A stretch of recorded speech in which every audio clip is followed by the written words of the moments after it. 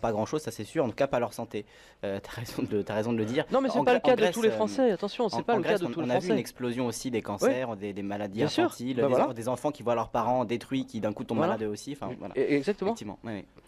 Donc ça c'est vraiment lié au et on a vu en fait dès les premières semaines comment dire de janvier, hein, coup sur coup il y a eu deux actualités absolument majeures qui ne sont que le résultat, hein, de tout ce qu'on commente ici nous depuis maintenant 6 ans, hein. C'est-à-dire qu'en fait ils ont essayé de maquiller la crise économique, la faillite des banques de par tous les moyens possibles. Ils ont acheté toutes les télévisions, radios qui nous donnent surtout la météo en disant qu'il fait froid en hiver, qu'il neige en hiver et qu'il y a du soleil en été, mais surtout pas la crise. Alors je donne un exemple typique, hein, je ne sais pas si tu l'as vu passer, c'est que IBM, hein, moi j'étais en dessous de la vérité parce que j'avais dit entre 50 et 80 000, eh bien IBM va virer, écoutez bien, 112 000 personnes là, au mois de février. Ça fait un salarié sur 4. Je ne sais pas si vous réalisez, un salarié sur 4. Et j'ai toujours dit ici, Lisande, tu es témoin, Laurent aussi, que IBM était ma boussole absolue en termes de prévision à long terme pour l'économie. Toujours. Et ça, 111, c'est 30 ans d'expérience de journalisme à 111 suivre 000, IBM, entre autres. 111 800 pour Big Blue. Voilà. C'est voilà. Ouais, on va dire 112 000. Hein. 112 000. Oui, 112 000. on est 112 dedans. 000, voilà. 112 000. Je ne sais pas si vous réalisez ce que ça veut dire. Je crois on n'a pas idée des conséquences absolument destructrices que cela va entraîner.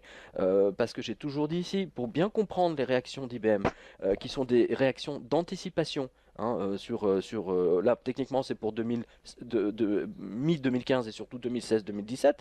Hein, c'est parce que IBM a les moyens de se payer les meilleurs prévisionnistes de la planète, les meilleurs financiers de la planète, pour prendre toujours des décisions prophylactiques sur le futur. Oui, c'est leur boulot, hein, faire des ordinateurs qui peuvent prévoir, qui peuvent aider En à plus, prévoir ils et tout. ont voilà, les ordinateurs, les gros bazars, là, Mm. les temps de calcul, etc., ils les ont. Hein. Ils n'ont pas besoin d'en acheter, eux. Et alors, C'est le grand avantage de chez IBM. ils battent leur précédent record qui était de 60 000 personnes virées, c'était en 93. Mm. Là, ils doublent quasiment la mise. Hein. Et absolument, il double la mise. Alors, c'est très très intéressant que que tu rappelles cette information de 93 pour une excellente raison, c'est qu'à l'époque, donc je suivais encore vraiment à fond, j'étais rédacteur en chef notamment de France Câble et Radio, et l'actualité, j'avais vu le virage d'IBM.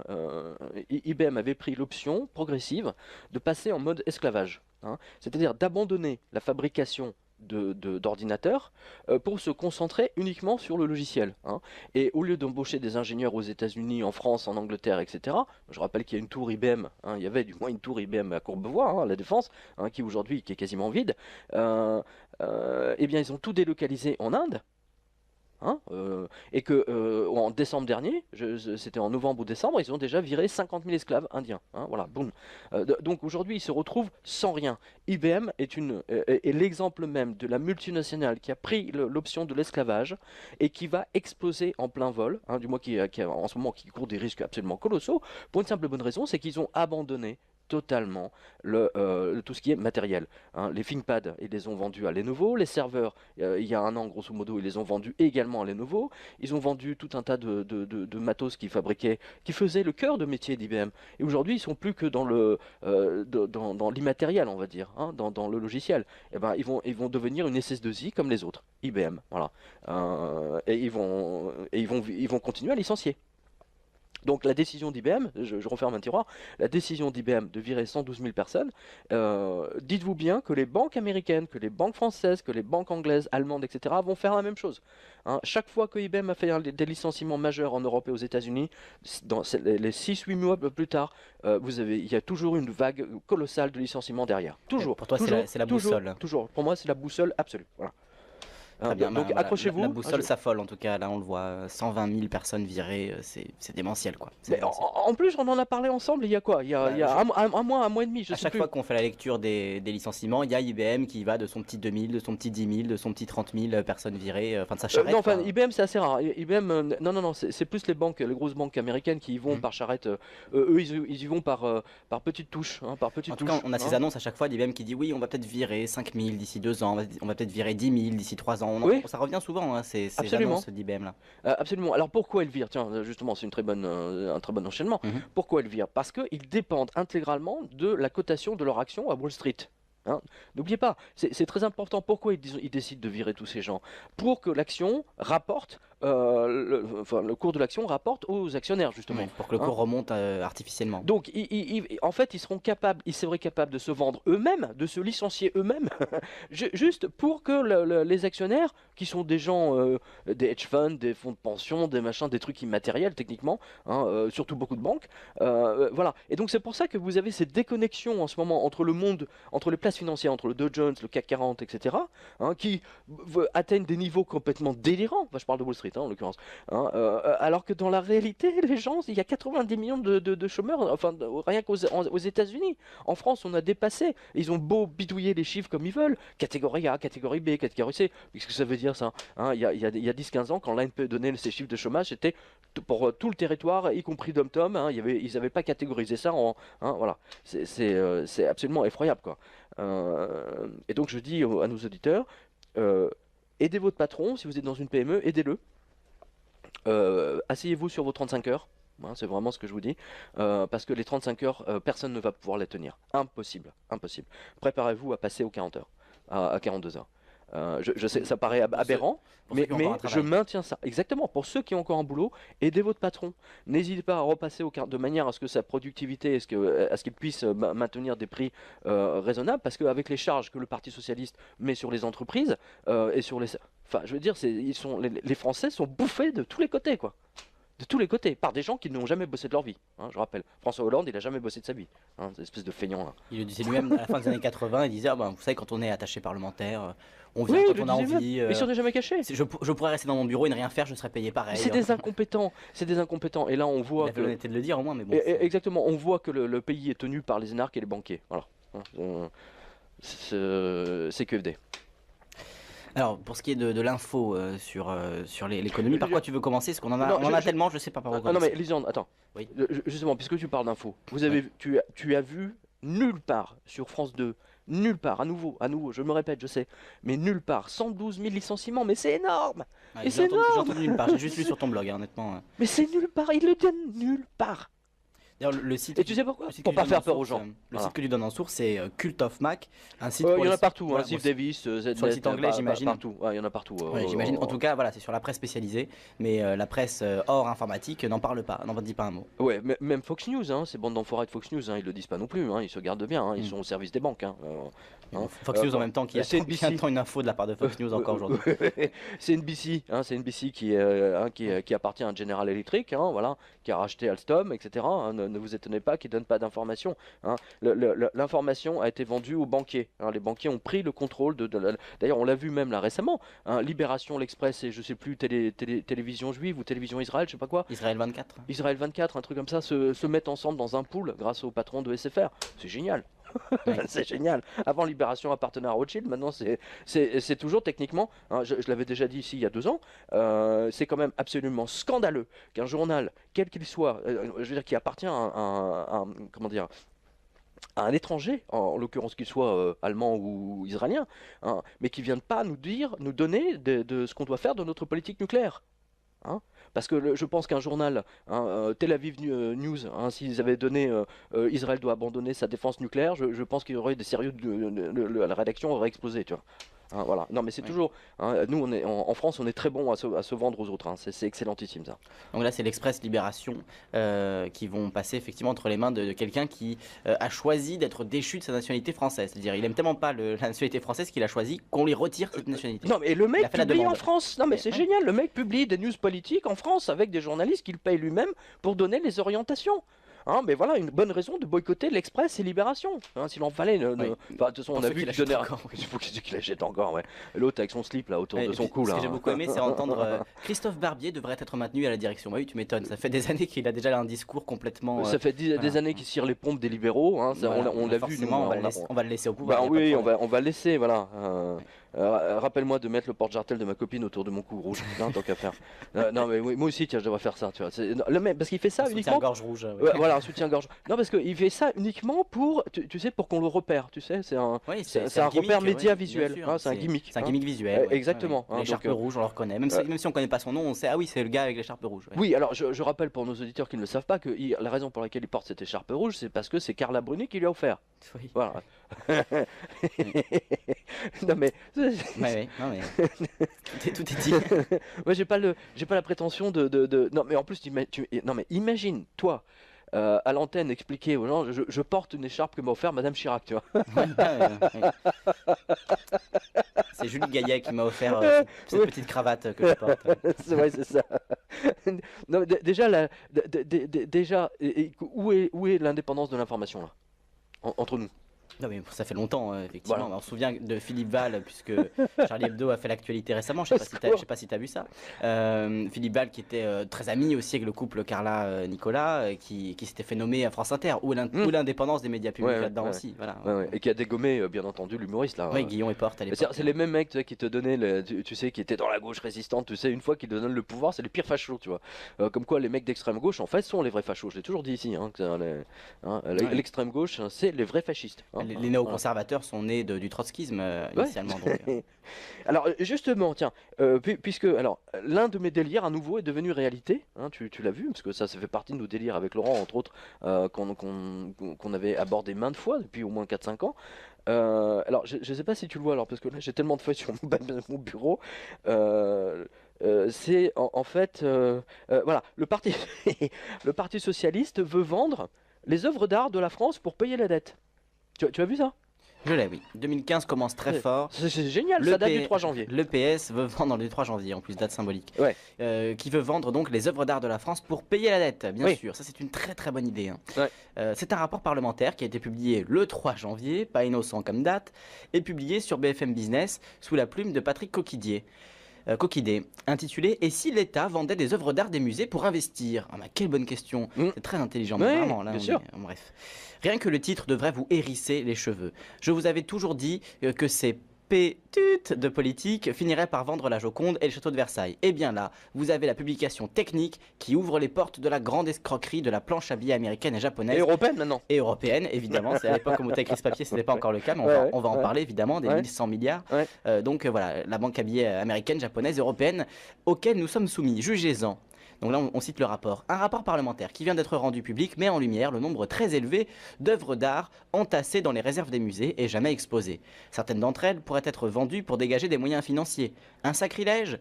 Et si l'État ou les collectivités locales vendaient des œuvres d'art entassées dans les réserves de leurs musées pour en acheter d'autres, ou tout simplement dégager des moyens pour investir, voire se désendetter. Donc, tiens, c'est quand même étrange cette question qui arrive juste pile poil à ce moment-là. Mais le 3 janvier, quand il n'y a personne. La façon dont la question est posée. On pourrait vendre pour en acheter d'autres, ou pour investir, ou même, pourquoi pas, pour se désendetter. On voit que c'est évidemment la troisième proposition qui est mise en avant. Évidemment, Voilà, mais c'est un truc masqué ça. C'est c'est télécommandé ça. Ça c'est typiquement télécommandé. La preuve c'est que c'est sorti le 3 janvier, en plus c'est sorti sur BFM. BFM qui te donne jamais d'informations, c'est génial. BFM Business. BFM que personne ne regarde. Oui, voilà. Que personne ne regarde, à part de la marche. Oui, c'est ça, à part de la marche. Donc, dans le tout récent rapport de la Commission des affaires culturelles de l'Assemblée nationale, Guillaume Serrouti, le patron de Softbi France, n'a pas hésité à évoquer cette hypothèse, même s'il n'est pas totalement désintéressé par le sujet. Bah oui, c'est pas trop de Softbi, donc forcément, c'est lui qui va... C'est pas juste un hasard ça. C'est juste un hasard. C'est lui qui va se faire une commission de 10% sur les œuvres vendues, mais c'est pas... Voilà, c'est pas... il est pour rien. Je rappelle, c'est le gros groupe anglo-saxon, principalement... je sais plus si c'est anglais ou américain, peu importe. Hein, comme par hasard, ils veulent mettre la main sur les toiles, les œuvres d'art, les sculptures françaises. Mais comme par hasard, je trouve que c'est une très très bonne idée de faire ça. Oui, et surtout publié le 3 janvier, je rappelle. Softbi, c'est donc une société internationale de vente aux enchères, le plus ancien du monde, nous dit Wikipédia. Donc ils sont basés à Londres. Donc Softbi France, voilà, qui n'hésite pas à évoquer l'hypothèse, même s'il n'est pas totalement désintéressé du sujet. Mais d'autres avant lui avaient estimé que le principe de l'inaliénabilité des œuvres d'art des collections publiques inscrites dans la loi Musée de 2002 devait être assoupli, une façon de gérer de manière plus dynamique les collections des musées. Là on est dans la novlangue, hein, on est en plein dedans. On est en plein dedans, et pour vous montrer qui pilote en arrière-plan ce rapport, regardez bien la suite. Les musées américains par exemple peuvent se séparer de certaines pièces de leur collection et les revendre sur le marché. Bref, sous prétexte que le MoMA de New York a vendu quelques toiles, c'est le prétexte d'obliger les musées français à en faire de même. Exactement. Voilà. Pour le grand bonheur des salles de vente anglo-saxonnes. Lisez bien cet article, c'est vraiment très très intéressant. Il donne des bonnes raisons de vendre toutes les réserves sous prétexte qu'elles ne sont pas exposées.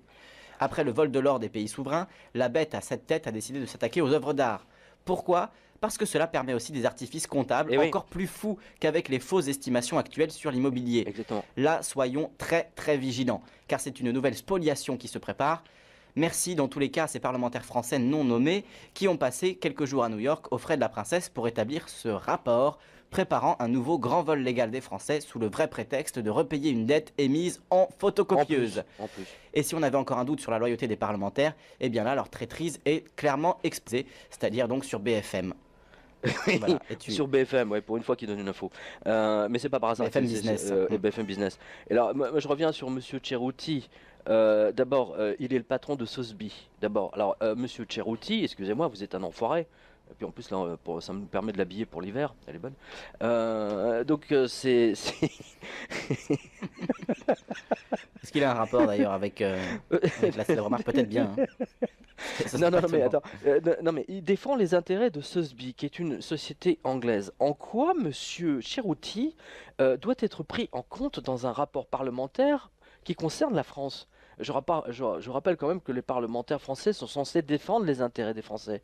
Alors là, déjà, rien que ça, rien que le fait de prendre Monsieur Cerutti, hein, ça va pas, quoi. Il y a quelque chose qui pue dans cette affaire. Et moi, je demande à nos auditeurs d'être extrêmement vigilants. Je sais qu'il y a pas mal de galeristes qui nous suivent, hein, donc vraiment de faire très très attention sur les mouvements, parce que là, c'est une grande spoliation qui se prépare, hein, vraiment. Et d'ailleurs, moi, je pense que les musées là en Arabie Saoudite, le Louvre en Arabie Saoudite, c'est déjà une spoliation, entre nous sonnés. Oui, c'est une spoliation parce que ils n'ont pas construit leur musée pour rien. Hein. Qu'est-ce qu'on va faire dans 5 ans? On va leur dire tiens, vous nous ramenez les œuvres, on va vous en prêter d'autres. Hein, on a déjà parlé il y a un mois exactement. Tu as vu? Et ça c'est tombé juste après. D'ailleurs, pourquoi on ne nous propose pas simplement de les prêter, ces œuvres qu'on a dans les réserves? À la limite, on pourrait les prêter contre de l'argent, les récupérer ensuite. Bien sûr. Voilà, ça s'appelle location. Hein, voilà, la location. Et on le fait d'ailleurs déjà en France. C'est déjà fait depuis longtemps. Les musées négocient avec d'autres musées pour cela. Donc pourquoi ne pas continuer là-dessus? Ça rapporte déjà de l'argent. Tandis qu'une œuvre qu'on a vendue une fois, on peut plus récupérer d'argent dessus après. Une fois qu'elle est vendue, c'est fini. Elle part en collection privée, on la revoit jamais. Voilà. Donc, et comme tu le disais, il faut faire attention aussi à la manière dont on va estimer ces œuvres, parce qu'on le voit en Grèce, la société, le TAIPED, qui s'occupe de gérer la privatisation en Grèce, sous-estime le prix d'îles, notamment. Il y a une île qui avait été estimée, je crois de mémoire, à 900 millions d'euros. En réalité, une étude indépendante a prouvé par la suite que l'île valait au minimum 3 milliards d'euros. Ouais. Donc, on a vendu une île pour 3 fois moins que sa valeur, sous le prétexte de relancer l'économie grecque, alors qu'en réalité, on va construire des hôtels particuliers, ça va appartenir à des privés qui vont eux s'enrichir, mais les Grecs n'en verront pas un centime. Donc on est dans la même chose. Si demain on nous dit oui, on va vendre 500 œuvres du Louvre, qui va aller vérifier que les œuvres vont être vendues au bon prix aussi, et qu'on va pas ainsi permettre à des gens comme Monsieur Cerutti, comme Monsieur Pinault, de se rincer finalement en récupérant des œuvres à bas prix sur ce qui appartient à la France aujourd'hui. Encore, je ne jetterai pas la pierre à Monsieur Pinault, parce que Monsieur Pinault, c'est un des rares grands industriels et milliardaires à continuer l'œuvre des grands banquiers de l'époque, hein, des Médicis et compagnie, qui, moi je rappelle que Florence aujourd'hui, et même Paris, même les grandes villes d'Italie ne seraient pas ce qu'elles étaient si justement tous les richissimes n'avaient investi leur fortune dans les peintures, les sculptures et les œuvres d'art. C'est quand même très important. Ah oui, ce qu'ils ne font pas aujourd'hui. Est-ce que Jeff Koons c'est du niveau de Léonard de Vinci? Oui, je suis d'accord avec toi là-dessus. Jeff Koons, non, c'est vraiment certainement pas, mais c'est la manière dont les médias les montent. Est-ce que Charlie Hebdo mérite 7 millions d'exemplaires? Je crois pas. Mais bon, ça c'est une autre histoire. Il en méritait 100 fois moins ou 10 fois moins la semaine d'avant. Il était en faillite. Voilà, il était en faillite. Il était en faillite. On est passé de 60 000 exemplaires à 7 millions en une semaine, quoi. Donc, voilà. D'ailleurs, je voudrais démentir en information, parce que tu ouvres le sujet. Je voudrais démentir parce que je l'ai vérifié. En aucune façon, c'est un journal hollandais qui s'est ramassé là-dessus, qui manifestement, qui avait compris que Charlie Hebdo était, qui avait donné l'info comme quoi les Rothschild avaient acheté Charlie Hebdo. En fait, non. Ils n'ont pas compris. Hein. Parce que Charlie Hebdo s'est installé dans les locaux de Libération et que eux, ils ont été restés au fait que Rothschild était propriétaire de Libération. Donc ils ont. Oui, j'avais vu cette info, mais j'avais pas réussi à la vérifier. Voilà, donc que l'affaire soit entendue. Hein, voilà. Donc Charlie Hebdo n'a pas été racheté par Rothschild en décembre dernier. Non, ils ont juste été rachetés par le ministère de la Culture. Oui, voilà. Ouais. Fleur Pellerin qui a dit on va se débloquer on va leur donner 1 million. Rien que... Non, mais c'est extraordinaire. C'est fabuleux, quoi. C'est vraiment fabuleux. Mais il n'y a pas d'argent sinon. Les caisses sont vides. Alors tiens, justement, première semaine de janvier, c'est très intéressant ça, parce que ça beaucoup de nos auditeurs connaissent, hein, Donatello, hein, le voyagiste, hein, c'est parce qu'ils avaient un catalogue, un catalogue genre 100, 200 pages ou 300 pages, épais comme ça, sur tous les séjours, voyages que tu peux faire en Italie, culturels, etc.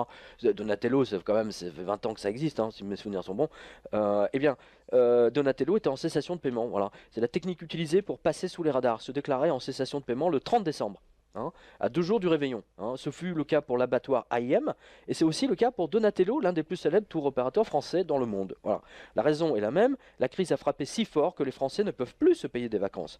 Les dirigeants de Donatello, ayant écouté les promesses bidons des politiques, UMP et PS, plus ministre des Finances, n'avaient pas jugé utile de réduire la voilure à l'époque, hein, ni de mettre en place des procédures anti-crise en béton. Et comme d'habitude, la banque a refusé un découvreur arrangeant. Voilà. Résultat des courses, toutes les compagnies aériennes qui fournissent des sièges à Donatello ont donné des ordres afin que plus une seule réservation ne soit acceptée de leur part.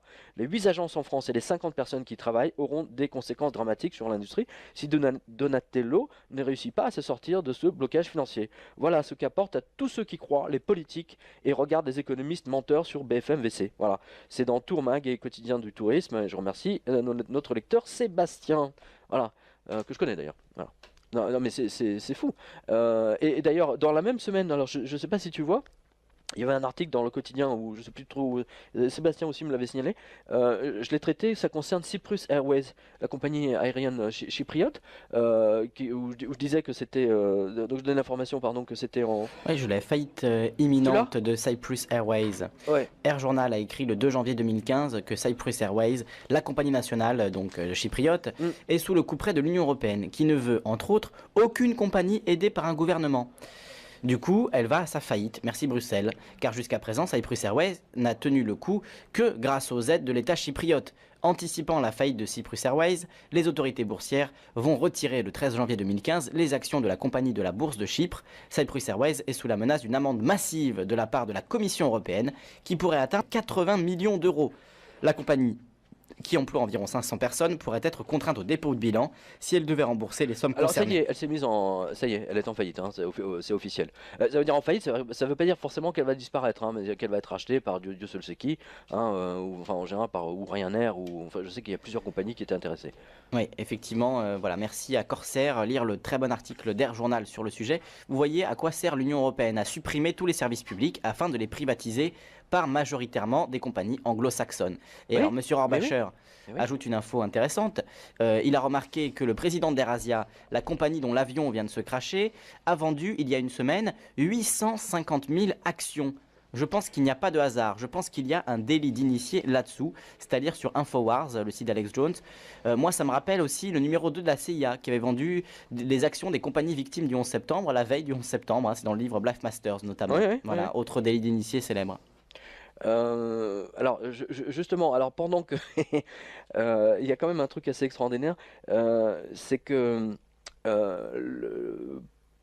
pendant que c'est ça que j'ai vu, c'est qu'au moment de Noël, parce que c'est marrant de venir, c'était vers le 23 décembre, si mes souvenirs sont bons, 23 ou 24 ou 22 décembre, BFM VC vous faisait des directs live devant le traiteur d'un supermarché.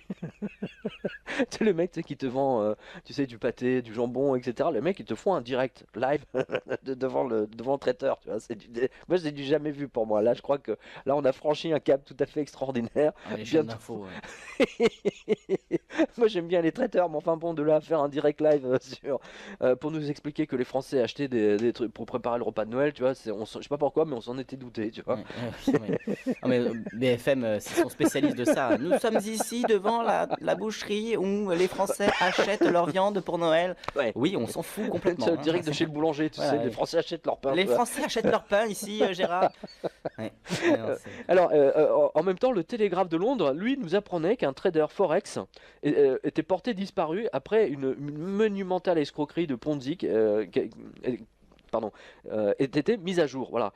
Joe Lewis, 59 ans, et donc fait l'objet d'une enquête de la police pour à peu près 200 millions qui ont disparu des comptes des clients, tu vois. C'est le mec qui s'est barré avec 200 millions. Qui était sur les comptes clients, mais qui n'existe plus. Et voilà. Donc, alors, Monsieur Lewis a admis que sa compagnie, GL Trading, a cessé de fonctionner véritablement en 2009, donc juste après l'explosion de Wall Street le 29 septembre 2008, hein, voilà. En fait, il a continué à faire exactement comme Madoff, en fait, hein, voilà. Et donc, il a continué à prendre l'argent des clients pendant les 5 années suivantes. Un beau vieux schéma de Ponzi, voilà. Dans une tentative de rembourser les clients précédents. Ah oui. Hein, voilà. Il le dit, il est honnête. Il est honnête au moins, oui. Sur des trucs de l'information, il est honnête. C'est assez génial.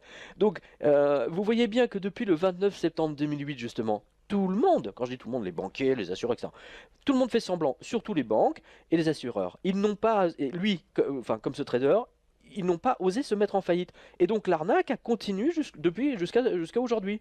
Je vous avais dit la semaine dernière que les traders cherchent à tout prix à sortir de leur position, mais en catimini, afin qu'ils puissent trouver un pigeon pour acheter leurs actions. Lui, il a essayé, mais il n'a pas réussi. Voilà. Donc ça, c'était, j'écrivais ça le 22 décembre. Hein, je disais, soyez prêts. Bah, tu vois, qu'est-ce qui s'est passé 15 jours ou 3 semaines plus tard? Hein, tous les mecs de Forex qui n'ont pas été décimés dans les dernières semaines de décembre ont été décimés à la mi-janvier, tu vois. En même temps, le Forex. Tchernobyl. Le Forex, il faut avoir envie de se faire plumer pour y aller, on a envie de dire. Mais tout ce qui se passe. Mais tu sais, c'est pour ça que j'avais surnommé le magazine Investir, j'avais surnommé se faire plumer magazine. Hein. Se faire plumer magazine. Le rédacteur en chef, Monsieur Goudron, tu sais. Monsieur Goudron, voilà. Il y a tout ce qu'il faut. Il y a tout ce qu'il faut, voilà. Non, mais c'est absolument extraordinaire. Tiens, à propos d'assureurs. L'assureur Allianz. C'est ça. Moi, j'ai l'assureur Allianz condamné pour avoir gardé les centaines de millions d'assurance vie. Bah, vas-y. Votre banque ou la Poste va absolument vous vendre une assurance vie. Bah pourquoi? Parce que 2 sur 10, voire plus, ne sont jamais versés. La banque ne cherchant pas à retrouver le bénéficiaire, évidemment. Attends, mais tu déconnes là. Elle n'est pas la première à se voir infliger une amende. CNP, l'assureur de la Poste, est un grand spécialiste du genre. Oh, bien peu de choses, mais Allianz n'avait pas besoin de cela pour améliorer son image d'assureur qui prend l'argent et ne rend aucun service d'assurance en échange. Oui, c'est le principe de l'assurance, des compagnies d'assurance. Bah oui, on est d'accord. Les Échos ont rapporté le 22 décembre, le gendarme de la banque et de l'assurance n'aime pas les compagnies qui traînent les pieds pour retrouver les bénéficiaires de contrats d'assurance vie non réclamés.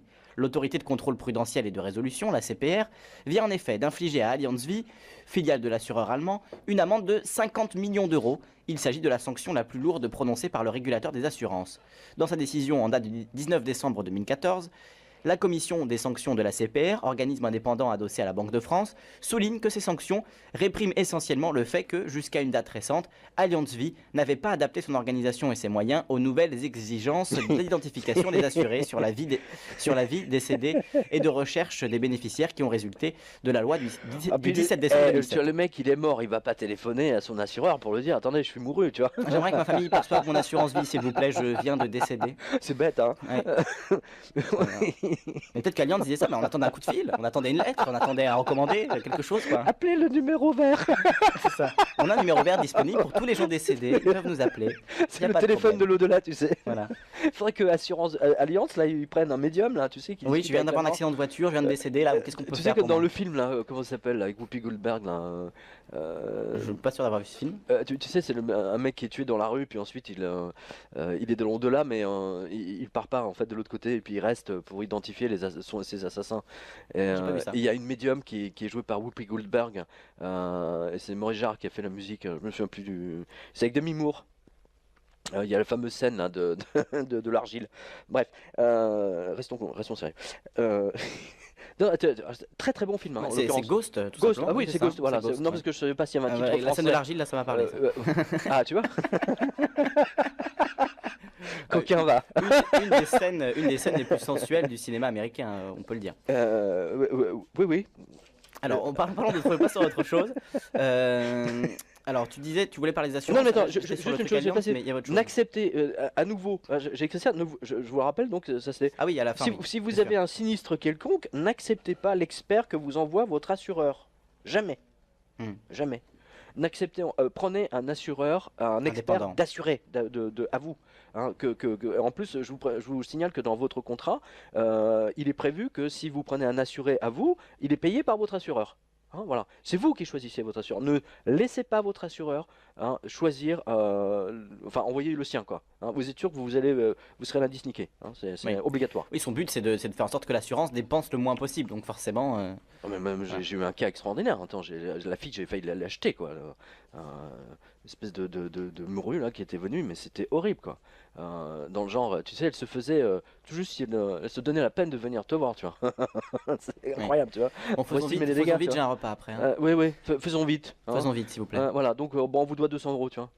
Oui. Hein, j'ai pris un expert assuré, on a récupéré 3000 euros, tu vois. C'est quand même pas la même chose. Hein. Oui, et en plus, donc tu disais, c'est l'assureur qui doit payer l'expert indépendant qui fait venir. Absolument. Donc, hein, voilà. donc voilà, il n'y a pas de risque. Bref, tout ça pour résumer que les assureurs sont des enfoirés de première, hein, c'est pas nouveau, mais là vous le voyez, hein, parce que 50 millions, c'est pas grand chose par rapport à ce qu'ils ont volé. Oui, c'est ça. Excuse-moi. 50 millions, bah ils disent ok, beg your pardon. on accepte. Oui. Tu imagines? Incroyable. Oui. 100 000 mecs dont tu retrouves pas, à qui tu dois entre, je sais pas, en 200 000, 400 000 euros. Fais le compte. 50 millions, c'est rien. Oui. Et surtout, C'est rien. ces 50 millions, ils vont aller dans les poches de cette autorité de régulation des assurances. Mais est-ce que les gens qui ont été floués vont, eux, voir l'argent qui n'aura pas été donné? Ça reste à voir, ça. Non, mais c'est très marrant que les autorités de contrôle des assureurs, en fait, ils font semblant de bosser de temps en temps, tu vois, ils te font une action comme ça, tu vois, pour montrer qu'ils existent, hein, qu'ils font leur boulot, puis le reste du temps, ils dorment, quoi. Hein, voilà. C'est ça la réalité. Comme l'autorité de régulation des marchés en France aussi, pour ce qui est des marchés de bourse, etc. Voilà, l'AMC, on sait qu'ils font pas grand-chose, quoi. Voilà. Alors, L'AMF, pardon. justement, alors, tiens, abordons les morts de banquiers. Alors, il y en a eu un cette semaine. Alors, c'est marrant parce que j'ai fait une vidéo. C'était quand? C'était vendredi d'avant, et je disais qu'on aura d'autres suicides de banquiers. Ben, ça n'a pas loupé. En fait, le jour d'après, où j'ai fait la vidéo, on en a eu un. Tu l'as au début, je sais pas si tu peux le trouver. Alors, je vais trouver. Il y a beaucoup de suicides dans cette revue de presse, malheureusement. Ouais, malheureusement, c'est des banquiers, des policiers. C'est très bizarre. Oui, Hein. banquiers, policiers, pompiers. Banquiers, policiers, gendarmes. Il y Alors, a gendarme aussi. j'en vois un là du 22 décembre, est-ce que c'est ça? Ouais, vas-y. La mort de Monsieur Bobard de la Bobard Bank, quelque peu effacée celle de Monsieur Thieu Linen, un autre banquier d'ING qui était porté disparu et qu'on vient de retrouver dans une voiture au fond de l'eau en compagnie de son épouse. Paix à leurs âmes, évidemment. Il va de soi que la police parle d'un suicide, pas d'un créneau raté. Lire ici K et ici le Télégraphe. Merci à notre lectrice. Le nombre de banquiers morts chez ING commence à se rapprocher du score de la JP Morgan. Normal, c'est une banque qui a été sauvée 2 fois par le gouvernement. Ah bah tiens, justement, le suicide dont j'ai parlé ce lundi remonte tout au début de la revue de presse. C'est également un banquier de ING qui est mouru. Hein, il s'est suicidé. Alors lui, c'est... Tu l'as? Là, c'est encore Non, du il faut que tu suicide de remontes. policier. Non, là tu es en train de descendre. Tout en haut. Non, remonte tout en haut. Non, D'accord, en tout général, en on haut. remonte en haut, par définition. Oui. Encore? Alors, suicide de pompiers, de gendarmes, il y a décidément beaucoup Regardez. de... peut-être qu'il n'y a pas le mot... Non, cherche ING, c'est plus simple. Ok. ING. Et donc, c'était un banquier extrêmement célèbre en Hollande, hein, je précise, parce qu'il sortait avec une actrice de télé, tu vois, enfin de feuilleton télé très connue dans le pays. Et donc il avait techniquement tout. C'était un joyeux drill, paraît-il, selon ses collègues. Hein, j'ai mis son profil LinkedIn hein, en ligne. Et eh bien, il a été retrouvé mouru chez lui, chez suicide, où il était responsable des marchés et des produits risques. Hein, voilà, et il venait de différentes banques. C'est tout en haut là, t'es vraiment trop bas. Vas-y, remonte. Elle est immense. Page up. Page up. Ah bah attends, c'est pas l'information qui manque. Hein. Ah non, ça c'est clair. Il y a même un peu trop d'infos là pour retrouver le... Non mais c'est la liste des licenciements qui malheureusement... Vas-y, Spécifiquement. descends maintenant, Ouais. descends. On Voilà. va vraiment faire la recherche. Page down, voilà, doucement. Hein, voilà. Ah bah non, je sais pas comment tu fais toi. Hein, Moi je ne sais pas, ça remonte. Je- Avec ING, il y a beaucoup de choses en fait, c'est ça Bon, le bref, problème. écoute, en tout cas, je peux te dire que c'est dans cette semaine-là, hein, donc là, t'es trop bas. Et voilà, donc on l'a retrouvé, et c'est absolument pas normal parce que son entourage ne le voyait absolument pas déprimé, il n'avait pas de dossier, il n'était pas l'objet de menaces ou d'enquêtes, mais qui sait, hein, voilà. Mais en tout cas, il s'est suicidé. Et donc, c'est le 4e ou le 5e banquier ING qui se suicide, hein, et c'est le premier banquier suicidé de 2015. C'est quand même incroyable. Alors que dans la semaine en mois de décembre, tu vois, on a eu Monsieur Thieu Linen, hein, qu'on a retrouvé avec sa femme. En général, les gens se suicident tout seuls, ils se suicident pas ensemble, tu vois. Ça fait pas. Je l'ai retrouvé. Tu l'as? C'est donc ABN AMRO.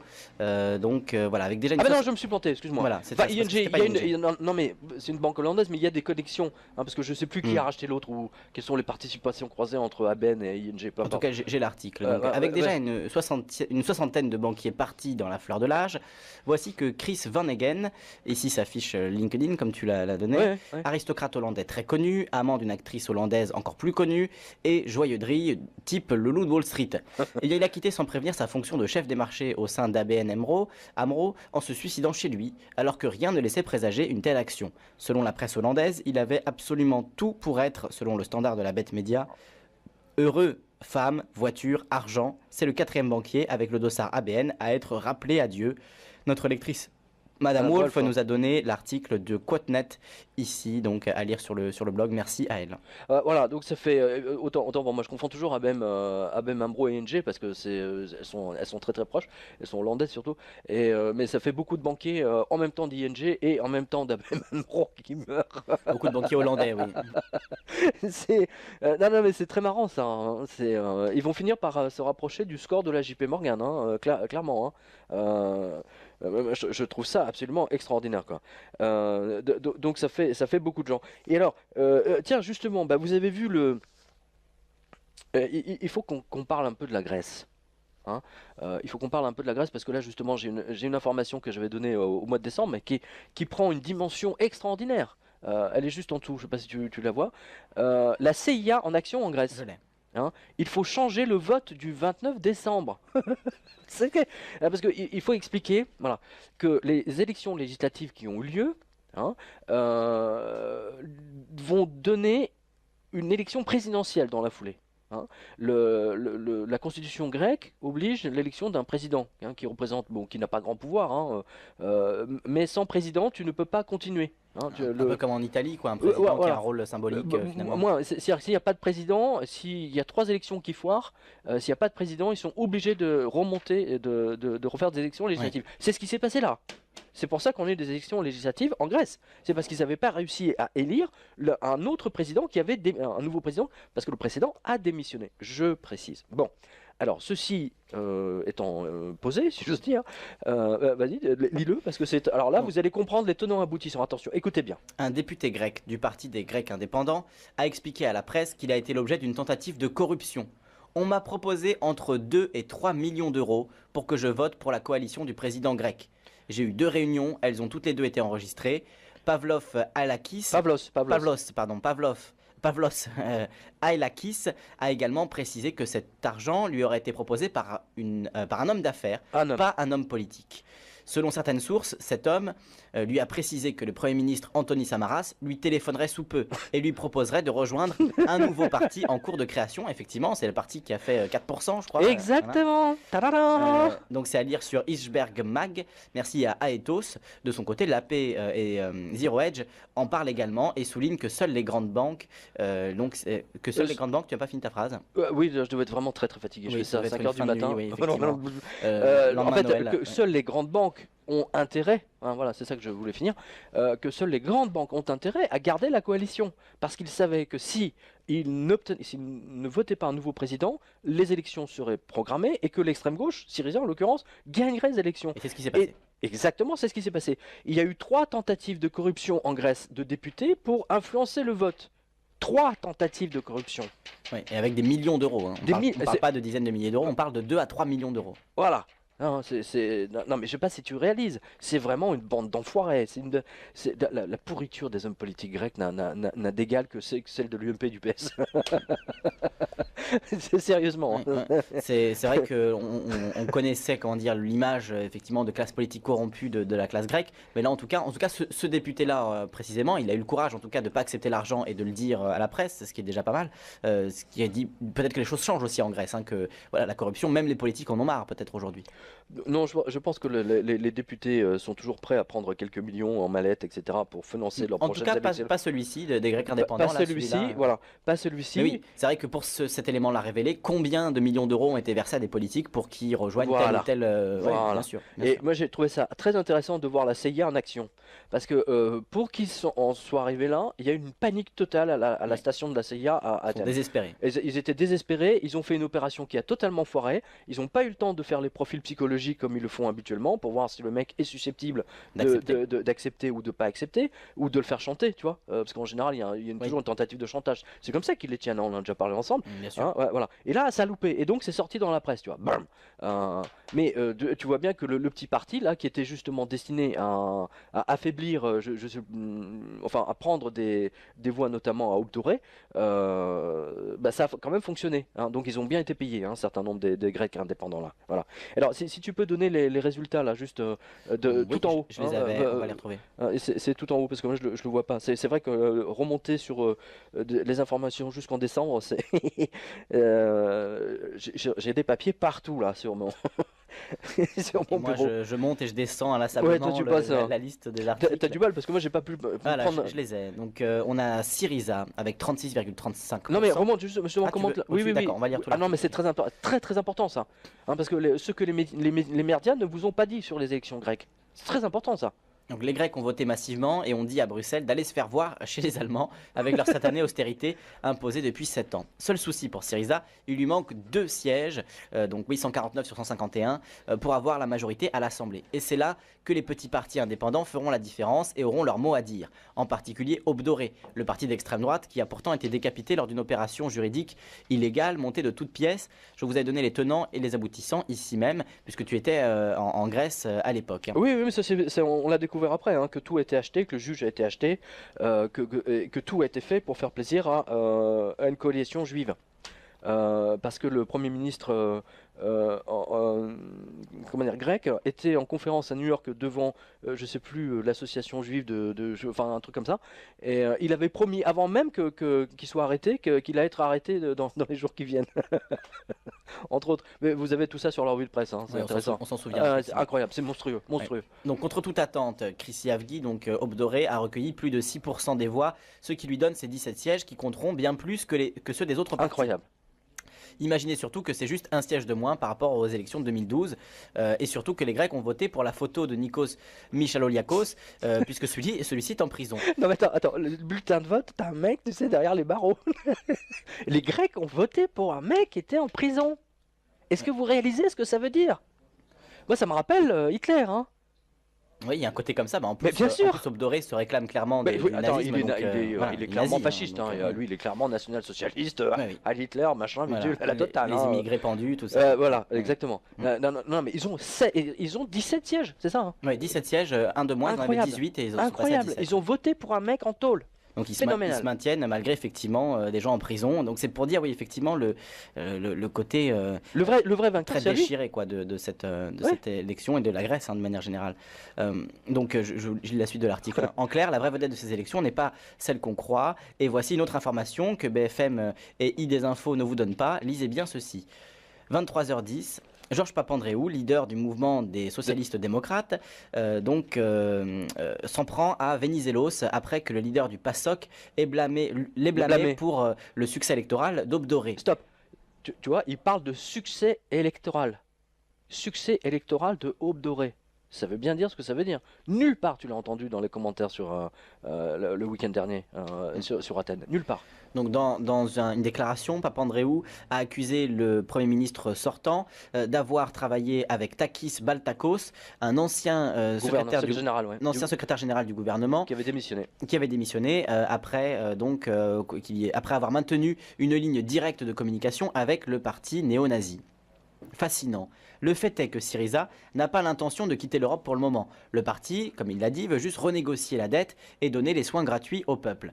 Quand vous pensez que 50% des jeunes Grecs sont au chômage et que 80% des Grecs sont terrorisés à la seule idée de tomber malade, il était logique que l'équivalent du PS grec ait été balayé, littéralement, avec une telle promesse électorale donnée par l'extrême gauche. Dimitris Koutsoubas, le numéro 1 du Parti communiste grec, a déclaré « Si ce résultat exprime la colère du peuple, il s'agit alors de faux espoirs de changement, car Syriza ne fera rien de plus que le parti actuel. Il continuera exactement la même politique. Stop. Alors ça c'est extrêmement important parce que cette déclaration du secrétaire général du Parti communiste grec en disant que Syriza ne fera rien de plus est capitale et vous allez comprendre avec les lignes qui suivent, c'est extrêmement important parce que là ça risque de leur exposer la figure, hein, Syriza. Et ils l'ont dit malgré eux un peu sur iTélé, ils disaient précisément en parlant de Syriza, le programme de Syriza est très proche de celui de François Hollande. Et ils disaient, alors c'est ce que disaient sur iTélé, hein, et après ils rigolaient entre eux en disant, oui bon s'il fait pareil que François Hollande, effectivement il n'y aura pas de grand changement. D'accord, bien vu. Ils l'ont dit eux-mêmes. Ah d'accord, ouais. C'était ça la phrase. Non, le programme, il y a un très très bon papier sur Riposte Laïque, hein, sur le site de Riposte Laïque, hein, qui a vraiment, ils ont bien décortiqué le programme de Syriza. Donc si vous voulez en savoir plus, alors c'est ouverture totale des frontières, intégration de tous les immigrés pakistanais, indiens, etc. dans la société grecque. Donc déjà rien, c'est de la folie furieuse. C'est l'équivalent du front de gauche, de ce que dit le front de gauche en bien France. Sûr, quoi. Bien sûr, si tu veux, c'est ouverture, ramener l'Afrique en France, quoi. Voilà. Là, c'est ramener toute l'Afrique en Grèce, hein, voilà. En tout cas, donner la nationalité aux étrangers. Et soins gratuits, gratuits pour ça, tous les étrangers. Voilà. Donc, chers amis français, si vous voulez vous faire soigner gratuitement, allez en Grèce. Maintenant, avec Syriza, c'est possible. Non mais, incroyable. Je continue la lecture. Donc, que les communistes disent cela d'autres communistes. Donc, les communistes disent que Syriza ne fera rien, ne changera rien. C'est très drôle, mais cela n'augure rien de bon en vérité pour la suite des événements en Grèce. Syriza a vraiment intérêt à tenir sa parole, car dans le cas contraire, les Grecs risquent de mettre le feu à tous les partis politiques, sauf à Obdoré, et iront sortir Michaloudakis de sa cellule pour lui donner les rênes du pays. Et là, effectivement, oui, on est dans le cas hitlérien à 100%. 100%. Ah là, on est dans c'est le dernier. N'oubliez jamais ça. Cette configuration des votes pour les députés d'Adolf Hitler à l'époque, c'était en fait ils avaient brandi la menace communiste. Hein, bien sûr. C'est très intéressant. Bien sûr. Et qu'est-ce que c'est la victoire de Syriza? C'est la victoire le retour des communistes en Europe. C'est quand même incroyable que personne ne l'ait vraiment souligné. Hein, d'ailleurs, tu remarquais que Mélenchon, jamais, très rarement, il a prononcé le terme communisme. Il a même pas dit, non. Non, il a jamais dit. Il dit la gauche radicale, la gauche critique. C'est ça. Dans ce cas-là, on pourrait parler des nazis, tu sais, on parlait de comment on pourrait un mot politiquement correct, un truc politiquement, c'est la droite la droite radicale. Oui, droite radicale. Droite radicale, c'est pas mal. Droite radicale, voilà. La droite radicale, c'est le mot politiquement correct pour ne pas dire facho, quoi. Sympathisant national-socialiste. Sympathisant national-socialiste. Avec des sympathies national-socialistes, voilà. Voilà, ouais, tout à fait, ouais. C'est marrant ça. C'est vrai qu'en France aussi, on le dit plus pour Obdoré, mais c'est vrai que Syriza. Mais t'as vu le traitement, t'as vu le traitement de part et d'autre. Hein. C'est que les Grecs votent Syriza, c'est le ras-le-bol absolument général. S'ils n'avaient pas mis Michaloudakis en tôle, aujourd'hui, il serait Premier ministre, clairement. Mais là c'est à double tranchant cette affaire, ça risque de leur exploser la figure là. Ouais, c'est ce que tu écris. Selon toi, s'il a fait 6% tout en étant derrière les barreaux, cela laisse penser qu'il aurait fait au moins 25% avec une campagne normale. Ouais. Donc voilà, les résultats donc, dans la nuit de l'élection, l'abstention presque 40%, parce que c'est un chiffre qui n'a pas été donné ça aussi, je sais pas si tu as remarqué. Bah justement, c'est pour ça que je l'ai donné moi. Voilà, exactement. Nous on l'a cherché aussi dimanche soir, on était à la radio avec Florent et on a parlé de l'élection en direct et on a eu beaucoup de mal à trouver le chiffre de l'abstention et il est tombé effectivement vers 3h, 4h du matin. Avant c'était dur de le trouver. Donc voilà, l'abstention 40%, ce qui un chiffre qui en dit beaucoup quand même, parce que finalement il y a eu autant d'abstention que de votes pour Syriza, on peut le voir comme ça aussi, même un peu plus. Donc, voilà. Ils avaient le choix entre la peste et le choléra, donc là 40% des Grecs ont décidé de ne pas aller voter. Oui, donc voilà, 40% n'ont pas voté, Syriza a fait 36,35%, donc 149 sièges, à 2 de la majorité absolue. Nouvelle démocratie, l'équivalent de l'UMP, a fait 27,8 avec 76 sièges, il devient donc le premier parti d'opposition après avoir été au pouvoir. Obdoré et Chryssiavgi a fait 6,28%, 17 sièges. Ils avaient fait 9% lors des élections européennes de 2014. Incroyable. Donc, voilà. Topotami, 6,06%. Le Parti communiste grec, le KKE, 5,48%, 15 sièges. Les Grecs indépendants, l'ANEL, 4,74, 13 sièges. Et le PASOK, ancien plus grand parti de Grèce, qui tombe... Le Parti socialiste. Le Parti socialiste, ancien plus grand parti de Grèce, qui a gouverné le pays pendant des décennies. Le PASOK s'effondre à 4,7% avec 13 sièges. Et il devient le plus petit parti de Grèce représenté en tout cas. C'est du délire. Non, mais c'est vraiment du délire. Donc, voilà, chers auditeurs, vous voyez qu'on a un traitement très différent de l'actualité grecque. C'est c'est quand même assez stupéfiant, non? Et tu conclus, c'est très intéressant. Vous comprenez ainsi pourquoi Hollande, mais d'ailleurs pourquoi aucun président ne donnera jamais la proportionnelle à l'Assemblée nationale. Trop gênant. Cependant, Jean-Luc Mélenchon et les communistes vont l'obliger d'une manière ou d'une autre à respecter cette promesse électorale s'ils veulent accéder au pouvoir à la manière de Syriza. Oui. Non, mais justement, ça m'intéresserait d'avoir ton avis là-dessus. Parce que là, Hollande est cuit, techniquement. Il est cuit. Mélenchon, cette affaire a donné des ailes à Mélenchon, à l'intégralité de la gauche, enfin l'extrême gauche française. Le problème de Mélenchon, c'est qu'il est victime justement de l'absence de proportionnel. Hein, parce que le vote grec, c'est du proportionnel. Hein. Les Grecs sont plus démocratiques que nous. Hein. Le peuple est mieux représenté en Grèce qu'en France. Hein, où on nous force toujours à choisir entre la peste et le choléra, mais au moins que pour l'Assemblée nationale, hein, et moi je suis, enfin je sais pas ce que tu en penses, mais moi je suis pour une proportionnelle absolue hein, aux élections enfin aux législatives, pour le Parlement. C'est vrai que la situation actuelle où on a... on peut pas avoir 30%, je pense notamment au FN, oui, hein, voilà. on peut le pas FN avoir... fait 20% aux élections présidentielles, mais il a 2 députés. Je pense également à Mélenchon, hein, à l'extrême gauche. C'est pas possible qu'ils aient pas de représentants, qu'ils soient obligés toujours à faire la pute hein, en faisant des alliances avec le PS ou le Parti communiste pour faire élire l'un des leurs. Hein, je te fais élire là-bas, mais toi tu me donnes le poste ici. Oui, c'est que ça, c'est des magouilles. C'est pas une représentation honnête du peuple. Au-delà de ça, la mainmise du PS et de l'UMP sur l'Assemblée nationale et le Sénat depuis des années, elle est confortée par le fait qu'il n'y ait pas de proportionnel, qui peuvent s'arranger entre eux, évidemment. Non, mais c'est une trahison totale du peuple. Hein, ce sont les partis qui dirigent, les partis ont été achetés par les banques. Voilà. Hein, c'est ça la réalité. Hein. Tiens, il est déjà 3 ans, on va faire une pause musicale. Une petite pause musicale. Qu'est-ce que tu penses des Points de FM? Et justement, c'était les Pointer Sisters sur Radio Ici et Maintenant, Jump for My Love. Et vous écoutez donc la revue de presse internationale économique avec Pierre Jovanovic aujourd'hui. On parlait des élections en Grèce, on va continuer sur la Grèce, ces élections qui chamboulent l'Europe, qui envoient des ondes de choc partout en Europe. Est-ce que tu penses, toi, à titre personnel, que Syriza va essayer au minimum de réduire l'austérité dans le pays? Est-ce que tu penses que Syriza va tenir ses promesses et va inverser la tendance en Grèce, ou est-ce que tu penses que c'est des mots en l'air et qu'on verra pas le changement en Grèce? Alors attention, il ne faut pas oublier, moi j'ai toujours dit, n'oubliez jamais que l'attaque des financiers sur la Grèce, c'est une attaque indirecte sur Moscou. Pourquoi? Parce que la Grèce est orthodoxe, hein, de la même façon que Goldman Sachs essaie d'acheter la Serbie en ce moment, hein, elle le fait. La Serbie est un pays orthodoxe, hein, faut le rappeler. Qu'est-ce qui s'est passé ce matin, justement? C'est très intéressant d'ailleurs. Au Parlement européen, les représentants du gouvernement grec ont immédiatement demandé à l'Europe de cesser de suivre, de donner son accord pour les politiques de répression sur Moscou, justement, les politiques économiques, hein, j'entends. Voilà.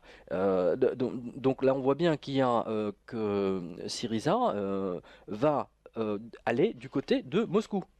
Très très important ça, c'est très important. Il y a un renversement d'alliance soudain. Hein, c'est ça que vous devez voir, hein, que tu dois voir. Pour toi, avec Syriza, Moscou vient de gagner un allié en Europe, dans l'Union européenne. Attends, ils sont extrême gauche les mecs, hein. Ils sont trop de skis, je sais pas, c'est quoi le... Il était communiste à la base, hein, notre ami. Il a commencé communiste, je voudrais pas dire de bêtises, mais il me semble qu'il a commencé effectivement en tant que jeune communiste, et ensuite il est rentré dans ce parti, Syriza, qui est une coalition des partis de gauche, donc en fait il y a quasiment tous les partis de gauche en Grèce. Dès les premières semaines de janvier, hein, coup sur coup, il y a eu 2 actualités absolument majeures qui ne sont que le résultat hein, de tout ce qu'on commente ici nous depuis maintenant 6 ans. Hein. C'est-à-dire qu'en fait ils ont essayé de maquiller la crise économique, la faillite des banques de par tous les moyens possibles. Ils ont acheté toutes les télévisions, radios qui nous donnent surtout la météo en disant qu'il fait froid en hiver, qu'il neige en hiver et qu'il y a du soleil en été, mais surtout pas la crise. Alors je donne un exemple typique, hein, je ne sais pas si tu l'as vu passer, c'est que IBM, hein, moi j'étais en dessous de la vérité parce que j'avais dit entre 50 et 80 000, eh bien IBM va virer, écoutez bien, 112 000 personnes, là, au mois de février. Ça fait 1 salarié sur 4. Je ne sais pas si vous réalisez, 1 salarié sur 4. Et j'ai toujours dit ici, Lisande, tu es témoin, Laurent aussi, que IBM était ma boussole absolue en termes de prévision à long terme pour l'économie. Toujours. Et ça, c'est 30 ans d'expérience de journalisme à suivre IBM, entre autres. 111 800. Pour Big Blue, voilà. Voilà. Ouais, 112 000. Hein. 112 000, oui. 112 000. On est 112 000, voilà. 112 000. Je ne sais pas si vous réalisez ce que ça veut dire. Je crois on n'a pas idée des conséquences absolument destructrices que cela va entraîner. Parce que j'ai toujours dit ici, pour bien comprendre les réactions d'IBM, qui sont des réactions d'anticipation, hein, là, techniquement, c'est pour mi-2015 et surtout 2016-2017. Hein, c'est parce que IBM a les moyens de se payer les meilleurs prévisionnistes de la planète, les meilleurs financiers de la planète, pour prendre toujours des décisions prophylactiques sur le futur. Oui, c'est leur boulot, hein, faire des ordinateurs qui peuvent prévoir, qui peuvent aider à plus, prévoir. Ils ont voilà, les ordinateurs, les gros bazars, là, les temps de calcul, etc., ils les ont. Hein, ils n'ont pas besoin d'en acheter, eux. C'est le grand avantage de chez IBM. Ils battent leur précédent record qui était de 60 000 personnes virées, c'était en 93. Là, ils doublent quasiment la mise. Hein. Et absolument, il double la mise. Alors, c'est très très intéressant que tu rappelles cette information de 93 pour une excellente raison, c'est qu'à l'époque, donc je suivais encore vraiment à fond, j'étais rédacteur en chef notamment de France Câble et Radio, et l'actualité, j'avais vu le virage d'IBM. IBM avait pris l'option progressive de passer en mode esclavage, hein, c'est-à-dire d'abandonner la fabrication d'ordinateurs pour se concentrer uniquement sur le logiciel. Hein. Et au lieu d'embaucher des ingénieurs aux États-Unis, en France, en Angleterre, etc., je rappelle qu'il y a une tour IBM, hein, il y avait du moins une tour IBM à Courbevoie, hein, à la Défense, hein, qui aujourd'hui est quasiment vide, eh bien ils ont tout délocalisé en Inde. Hein, et que en décembre dernier, c'était en novembre ou décembre, ils ont déjà viré 50 000 esclaves indiens. Hein, voilà, boum. Donc aujourd'hui, ils se retrouvent sans rien. IBM est l'exemple même de la multinationale qui a pris l'option de l'esclavage et qui va exploser en plein ventre. Oui, d'accord, on va lire tout. Ah non, mais c'est très important ça, hein, parce que ce que les médias ne vous ont pas dit sur les élections grecques, c'est très important ça. Donc les Grecs ont voté massivement et ont dit à Bruxelles d'aller se faire voir chez les Allemands avec leur satanée austérité imposée depuis 7 ans. Seul souci pour Syriza, il lui manque 2 sièges, donc 149 sur 151, pour avoir la majorité à l'Assemblée. Et c'est là que les petits partis indépendants feront la différence et auront leur mot à dire. En particulier Obdoré, le parti d'extrême droite qui a pourtant été décapité lors d'une opération juridique illégale montée de toutes pièces. Je vous ai donné les tenants et les aboutissants ici même, puisque tu étais en Grèce à l'époque. Hein. Oui, mais on l'a découvert après, hein, que tout a été acheté, que le juge a été acheté, que tout a été fait pour faire plaisir à une coalition juive. Parce que le Premier ministre grec était en conférence à New York devant, je sais plus, l'association juive enfin un truc comme ça, et il avait promis avant même qu'il soit arrêté, qu'il allait être arrêté dans les jours qui viennent. Entre autres. Mais vous avez tout ça sur leur revue de presse, hein, c'est intéressant. On s'en souvient. C'est incroyable, c'est monstrueux. Ouais. Donc contre toute attente, Chrissy Avgi, donc Obdoré, a recueilli plus de 6% des voix, ce qui lui donne ses 17 sièges qui compteront bien plus que ceux des autres partis. Incroyable. Imaginez surtout que c'est juste un siège de moins par rapport aux élections de 2012 et surtout que les Grecs ont voté pour la photo de Nikos Michaloliakos puisque celui-ci est en prison. Non mais attends, le bulletin de vote, t'as un mec, tu sais, derrière les barreaux. Les Grecs ont voté pour un mec qui était en prison. Est-ce que vous réalisez ce que ça veut dire? Moi ça me rappelle Hitler, hein. Oui, il y a un côté comme ça. En plus, bien sûr. Obdoré se réclame clairement du nazisme. Il est clairement fasciste. Hein, lui, il est clairement national-socialiste.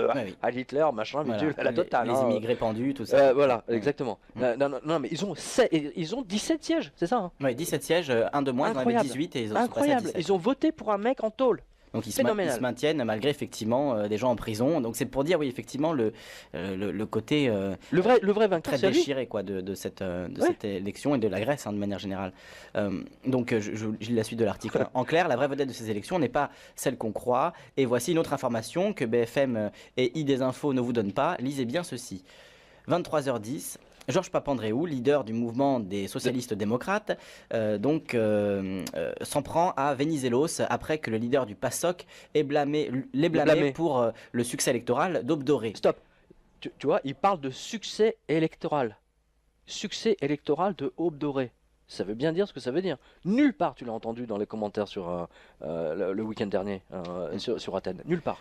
Donc dans une déclaration, Papandréou a accusé le Premier ministre sortant d'avoir travaillé avec Takis Baltakos, un ancien secrétaire général du gouvernement qui avait démissionné après avoir maintenu une ligne directe de corruption Je pense qu'il n'y a pas de hasard. Je pense qu'il y a un délit d'initié là-dessous, c'est-à-dire sur Infowars, le site d'Alex Jones.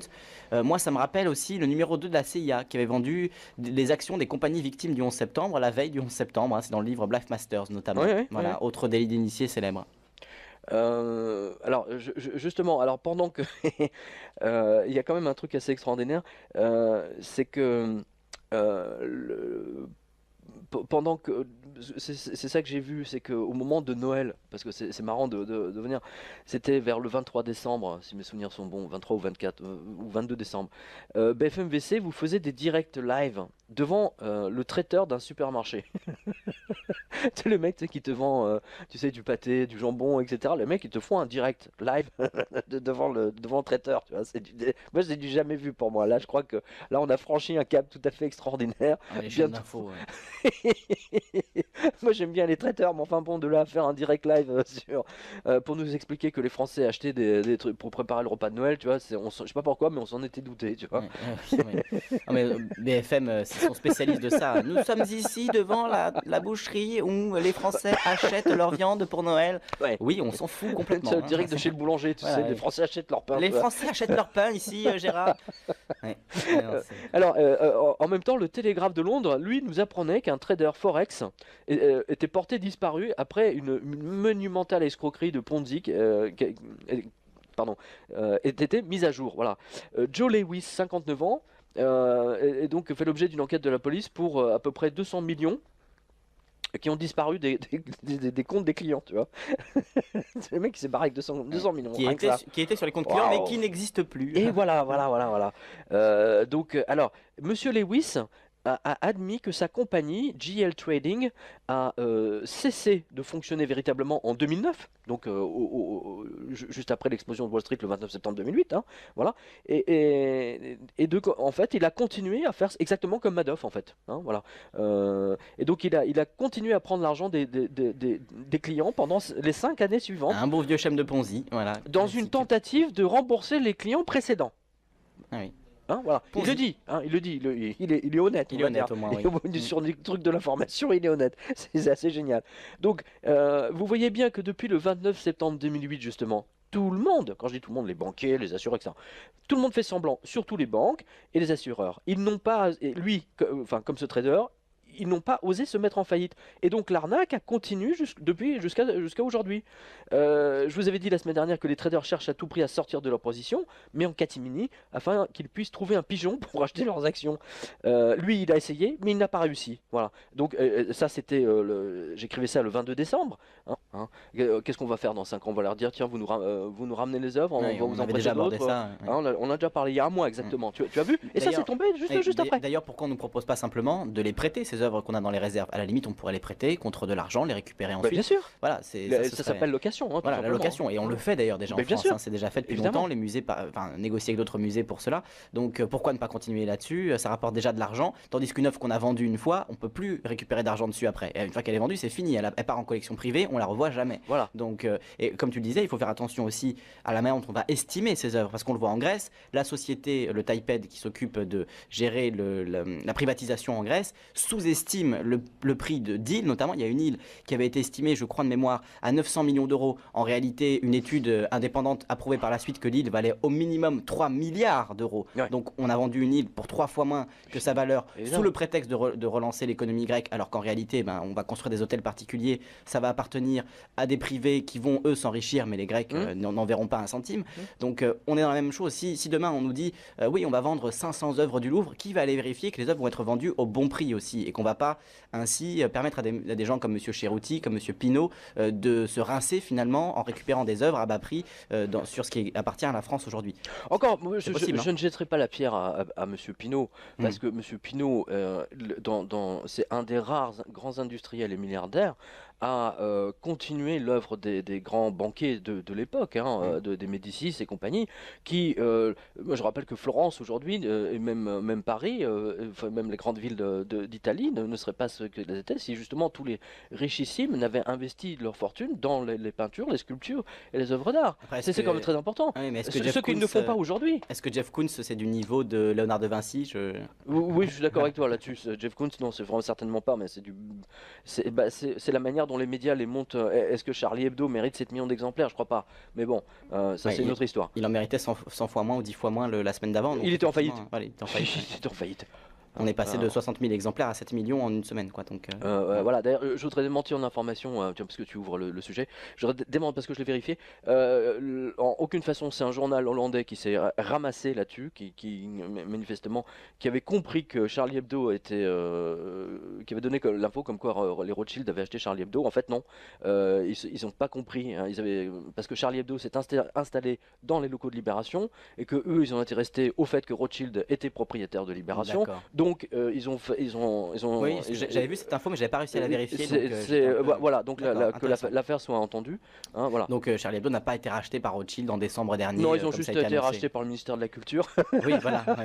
Ouais. Fleur Pellerin qui a dit on va se débloquer. On va leur donner 1 million. Rien que... Non, mais c'est extraordinaire. C'est fabuleux, quoi. C'est vraiment fabuleux. Mais non, la boucherie où les Français achètent leur viande pour Noël. Ouais. Oui, on s'en fout complètement. C'est direct de chez le boulanger, tu sais. Les Français achètent leur pain. Les Français achètent leur pain ici, Gérard. Ouais. Alors, en même temps, le Télégraphe de Londres, lui, nous apprenait qu'un trader Forex était porté disparu après une monumentale escroquerie de Ponzi ait été mise à jour. Voilà. Joe Lewis, 59 ans, et donc fait l'objet d'une enquête de la police pour à peu près 200 millions qui ont disparu des comptes des clients, tu vois. C'est le mec qui s'est barré avec 200 millions. Qui était sur les comptes clients, mais qui n'existe plus. Et voilà. Donc, alors, Monsieur Lewis a admis que sa compagnie, GL Trading, a cessé de fonctionner véritablement en 2009, donc juste après l'explosion de Wall Street le 29 septembre 2008, hein, voilà. En fait, il a continué à faire exactement comme Madoff, en fait, hein, voilà. Et donc, il a continué à prendre l'argent des clients pendant les 5 années suivantes. Un beau vieux schème de Ponzi, voilà. Dans une tentative de rembourser les clients précédents. Ah oui. Hein, voilà. Il le dit, il est honnête. Il est honnête au moins, oui. Sur des trucs de l'information, il est honnête. C'est assez génial. Donc, vous voyez bien que depuis le 29 septembre 2008, justement, tout le monde, quand je dis tout le monde, les banquiers, les assureurs, etc., tout le monde fait semblant, surtout les banques et les assureurs. Ils n'ont pas, lui, comme ce trader, ils n'ont pas osé se mettre en faillite. Et donc l'arnaque a continué jusqu'à aujourd'hui. Je vous avais dit la semaine dernière que les traders cherchent à tout prix à sortir de leur position, mais en catimini, afin qu'ils puissent trouver un pigeon pour acheter leurs actions. Lui, il a essayé, mais il n'a pas réussi. Voilà. Donc ça, c'était, j'écrivais ça le 22 décembre. Hein, je disais, soyez prêts. Bah, tu vois, qu'est-ce qui s'est passé 15 jours ou 3 semaines plus tard? Hein, tous les mecs de Forex qui n'ont pas été décimés dans les dernières semaines de décembre ont été décimés à la mi-janvier, tu vois. En même temps, le Forex. Tchernobyl. Le Forex, il faut avoir envie de se faire plumer pour y aller, on a envie de dire. Mais tout ce qui se passe. Mais tu sais, c'est pour ça que j'avais surnommé le magazine Investir, j'avais surnommé se faire plumer magazine. Hein. Se faire plumer magazine. Le rédacteur en chef, Monsieur Goudron, tu sais. Monsieur Goudron, voilà. Il y a tout ce qu'il faut. Il y a tout ce qu'il faut, voilà. Non, mais c'est absolument extraordinaire. Tiens, à propos d'assureurs. L'assureur Allianz. C'est ça. Moi, j'ai l'assureur Allianz condamné pour avoir gardé les centaines de millions d'assurance vie. Vas-y. Votre banque ou la Poste va absolument vous vendre une assurance vie. Bah pourquoi? Parce que 2 sur 10, voire plus, ne sont jamais versés. La banque ne cherchant pas à retrouver le bénéficiaire, évidemment. Attends, mais tu déconnes là. Elle n'est pas la première à se voir infliger une amende. CNP, l'assureur de la Poste, est un grand spécialiste du genre. Oh, bien peu de choses, mais Allianz n'avait pas besoin de cela pour améliorer son image d'assureur qui prend l'argent et ne rend aucun service d'assurance en échange. Oui, c'est le principe de l'assurance, des compagnies d'assurance. Bah oui, on est d'accord. Intérêt, hein, voilà, c'est ça que je voulais finir, que seules les grandes banques ont intérêt à garder la coalition, parce qu'ils savaient que s'ils ne votaient pas un nouveau président, les élections seraient programmées et que l'extrême gauche, Syriza en l'occurrence, gagnerait les élections. Et c'est ce qui s'est passé. Exactement, c'est ce qui s'est passé. Il y a eu 3 tentatives de corruption en Grèce de députés pour influencer le vote. 3 tentatives de corruption. Oui, et avec des millions d'euros. Hein. On ne parle pas de dizaines de milliers d'euros, on parle de 2 à 3 millions d'euros. Voilà. Non, non, mais je sais pas si tu réalises, c'est vraiment une bande d'enfoirés. La pourriture des hommes politiques grecs n'a d'égal que celle de l'UMP et du PS. Sérieusement. C'est vrai qu'on connaissait, comment dire, l'image effectivement de classe politique corrompue de la classe grecque, mais là en tout cas ce député-là précisément, il a eu le courage en tout cas de ne pas accepter l'argent et de le dire à la presse, ce qui est déjà pas mal. Ce qui a dit peut-être que les choses changent aussi en Grèce, hein, que voilà, la corruption, même les politiques en ont marre peut-être aujourd'hui. Non, je pense que les députés sont toujours prêts à prendre quelques millions en mallette, etc., pour financer leurs En tout prochaines cas, élections. pas celui-ci des Grecs Pas indépendants. Là, celui-ci, celui-là. voilà, pas Mais celui-ci. oui, c'est vrai que pour cet élément l'a révélé, combien de millions d'euros ont été versés à des politiques pour qu'ils rejoignent tel ou tel. Ouais, Voilà. bien sûr. Et moi j'ai trouvé ça très intéressant de voir la CIA en action. Parce que pour qu'ils en soient arrivés là, il y a eu une panique totale à la station de la CIA à Ils sont Athènes. désespérés. Ils étaient désespérés, ils ont fait une opération qui a totalement foiré, ils n'ont pas eu le temps de faire les profils psychologiques comme ils le font habituellement pour voir si le mec est susceptible d'accepter ou de pas accepter, ou de le faire chanter, tu vois. Parce qu'en général, il y a toujours une tentative de chantage. C'est comme ça qu'ils les tiennent, on en a déjà parlé ensemble. Bien sûr. Hein, ouais, voilà. Et là, ça a loupé, et donc c'est sorti dans la presse, tu vois. Bam. Mais tu vois bien que le petit parti là, qui était justement destiné à affaiblir, enfin à prendre des voix notamment à Augdoré, bah, ça a quand même fonctionné. Hein. Donc ils ont bien été payés, hein, un certain nombre des Grecs indépendants là. Voilà. Alors si tu peux donner les résultats là, juste tout en haut. Je les avais, on va les retrouver. C'est tout en haut parce que moi je le vois pas. C'est vrai que remonter sur les informations jusqu'en décembre, c'est j'ai des papiers partout là sur mon sur mon moi, bureau. je monte et je descends inlassablement la liste des articles. T'as du mal parce que moi j'ai pas pu voilà, prendre. je les ai. Donc on a Syriza avec 36,35%. Non mais remonte justement comment. Oui, d'accord, on va lire tout. Ah non mais c'est très important ça, hein, parce que ce que les médias ne vous ont pas dit sur les élections grecques, c'est très important ça. Donc les Grecs ont voté massivement et ont dit à Bruxelles d'aller se faire voir chez les Allemands avec leur satanée austérité imposée depuis 7 ans. Seul souci pour Syriza, il lui manque 2 sièges, donc 149 sur 151, pour avoir la majorité à l'Assemblée. Et c'est là que les petits partis indépendants feront la différence et auront leur mot à dire. En particulier Obdoré, le parti d'extrême droite qui a pourtant été décapité lors d'une opération juridique illégale montée de toutes pièces. Je vous ai donné les tenants et les aboutissants ici même, puisque tu étais en Grèce à l'époque. Oui, mais c'est stick. Et regarde des économistes menteurs sur BFM VC. Voilà. C'est dans Tourmag et Quotidien du Tourisme. Et je remercie notre lecteur Sébastien. Voilà. Que je connais d'ailleurs. Voilà. Non, mais c'est fou. Et d'ailleurs, dans la même semaine, alors je ne sais pas si tu vois, il y avait un article dans le quotidien où je sais plus trop, Sébastien aussi me l'avait signalé. Je l'ai traité, ça concerne Cyprus Airways, la compagnie aérienne chypriote, où je disais que c'était, donc je donne l'information, pardon, que c'était en. Oui, je l'ai, faillite imminente de Cyprus Airways. Ouais. Air Journal a écrit le 2 janvier 2015 que Cyprus Airways, la compagnie nationale donc chypriote, est sous le couperet de l'Union européenne, qui ne veut, entre autres, aucune compagnie aidée par un gouvernement.